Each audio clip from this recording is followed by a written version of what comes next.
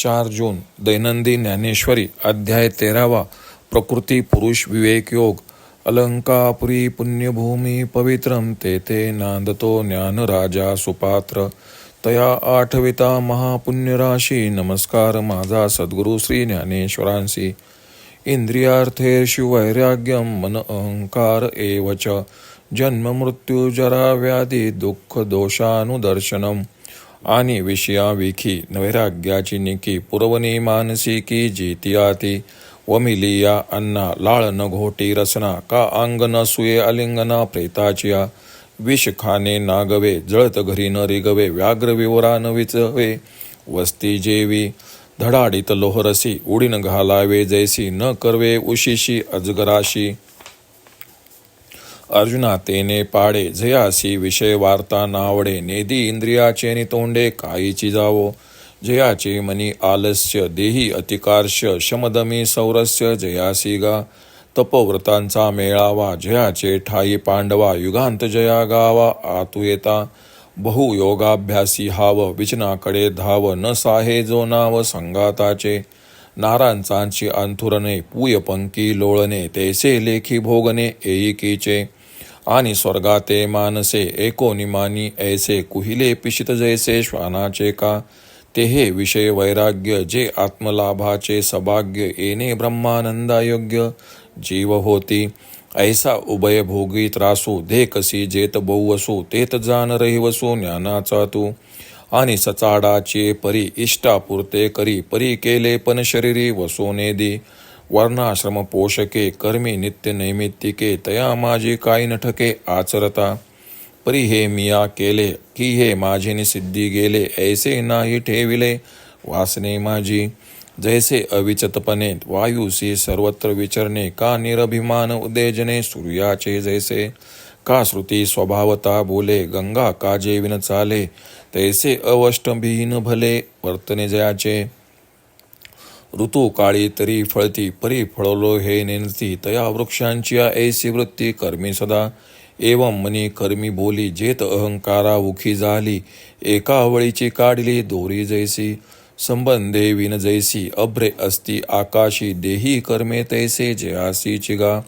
मद्यपा अंगीचे वस्त्र का लेपा हातीचे शस्त्र बैलावरी शास्त्र बांधले आहे.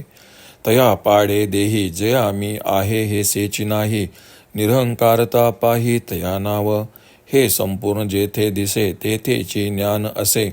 ये विषय अनारिसे बोलू नये. जन्म मृत्यू जरा दुःखे व्याधी वार्धक्य कलुषे तिये अंगान देता देखे दुरुनी जो.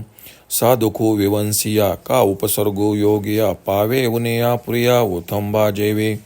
वैर जन्मांतरीचे सर्पा म्हणून वचे तेवी अतिता जन्माचे उनो जिवाहे.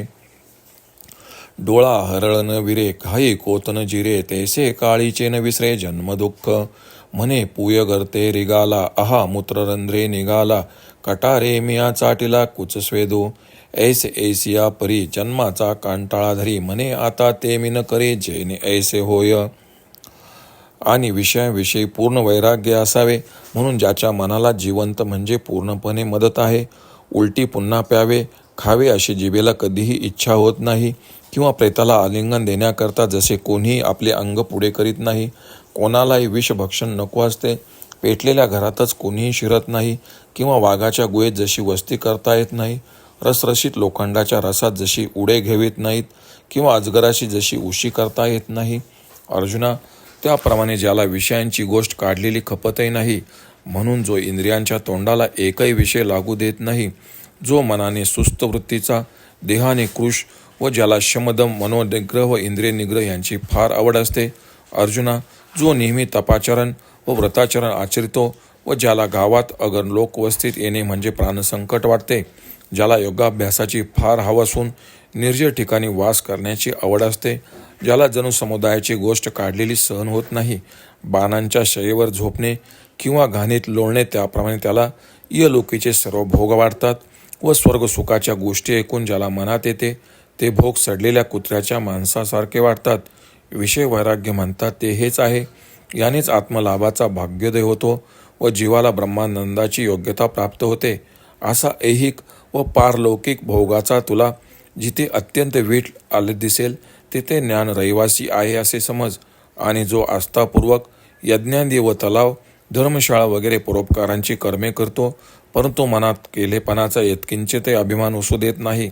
वर्णाश्रमाला आवश्यक अशा नित्य नैमित्तिक कर्मांचा जो नेमाने व यथासांग आचरण करतो, पण मी हा करता किंवा मीच म्हणून हे सिद्धीस गेले अशी मनात कधी कल्पना करत नाही. वाऱ्याने जसे एकाएकी सर्वत्र व्हावे किंवा माझ्या उदयाने लोकांना प्रकाश मिळतो आहे ही वार्ताही सूर्याला माहीत नसते. बोलणे या शब्दराशी वेदाचा स्वभाव धर्म आहे. प्रभाव रूपाने वाहणे यात गंगा मातेचा हेतू नसतो, तो तिचा स्वभाव आहे. तसा यांचा आचार अहंकाररहित सहज घडत असतो. योग्य ऋतूमध्ये वृक्ष फळं देतात, पण त्यांना आपण फलधारण करणारे लोकांना उपयोगी पडतो याची दादही नसते. तशी सर्व कर्मामध्ये यांची वृत्ती असते. माळेतील धागा काढले की फुले जशी विलग होतात, त्याप्रमाणे मनाने, आचरणाने अथवा बोलण्याने होणाऱ्या कोणत्याही क्रियेत अहंकाररूपी सूत्राचे नाव नसते. आकाशात ढग जमले तरी त्यांचा आकाशाशी काही संबंध नसतो, त्याप्रमाणे देहाकडून होणाऱ्या कोणत्याही कर्माचा याला स्पर्श होऊ शकत नाही. दारू पिलेल्या धुंद झालेल्या माणसाच्या अंगावरचे वस्त्र किंवा बाहुलीच्या हातात दाखविलेले शस्त्र किंवा वाहन म्हणून योजल्या गेलेल्या बैलावरील शास्त्र यांचा त्या गोष्टीशी जितका संबंध असतो, अर्थात त्याचा त्यांना गंधही नसतो. म्हणून त्याप्रमाणे कोणी देहधारी की ज्याला आठवणे नसते ही निरंकारिता जाण. ही संपूर्ण लक्षणे जिथे दिसतील तिथे ज्ञान नांदत असते. याविषयी शंका घेण्याचे मुळीच कारण नाही. जन्म, मृत्यू, म्हातारपण, दुःख, रोग, पाप यांचा स्वतःशी काही संबंध मानता जो दुरून त्यांचा केवळ साक्षी असतो. मांत्रिकाने भूतखेते, योग्याने सार्वजनिक उपद्रव व गौंड्याने ओळंबा वगैरे जसा आगाऊ बंदोबस्त करावा, तशी त्याच्या त्या साक्षी तत्वाची दृष्टी होय. सर्प जन्मांतरीचे वैर विसरत नाही, त्याप्रमाणे गेलेल्या जन्माचे दुःख ज्याच्या मनात सतत जागे असते, डोळ्यात वाळूचा कण सोसत नाही, जखमेत काटा सहन होत नाही, त्याप्रमाणे जन्मकाळाचे दुःख जो कधी विसरत नाही आणि म्हणतो, मी घाणीत प्रवेश केला, तेच मूत्रद्वारे बाहेर पडलो, अरे रे, स्तनावरील घाम वगैरे किळसवाने पदार्थ मी चाटले, अशा प्रकारे जन्माला येण्याचा ज्याला वीट आला आहे व ज्यामुळे जन्म मृत्यू माझ्या मागे लागले ते मी पुन्हा करणार नाही असे म्हणतो. ओम श्री रुक्मिणी पांडुरंगाय नमः. ओम श्री नरराज माऊली नमः.